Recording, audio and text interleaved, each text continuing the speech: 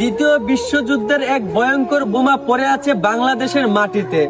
আর সেই বাঙালিরাই গত 10 বছর ধরে এই বোমার উপর কাপড় ধুচ্ছে, পোলাপান্ডা বসে বসে আড্ডা দিচ্ছে।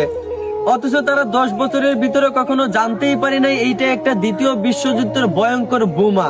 বড্ড অবাক করা বিষয়, বাঙালিরা এই বিষয়টাকে নিয়ে ফানি করে ভিডিও করতেছে।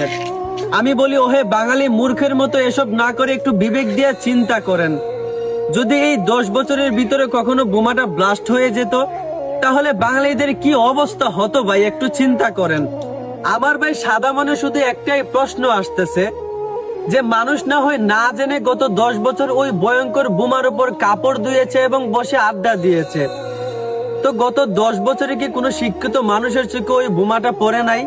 নাকি গত 10 বছরে বাংলাদেশে এমন কোনো শিক্ষিত ছিল না যে বোমা চিনে না? এই যদি বাংলাদেশের অবস্থা হয়, তাহলে দেশের জনগণের নিরাপত্তা কোথায় ভাই? যাই হোক, আমি আর এই বিষয় নিয়ে কিছু বলতে চাই না।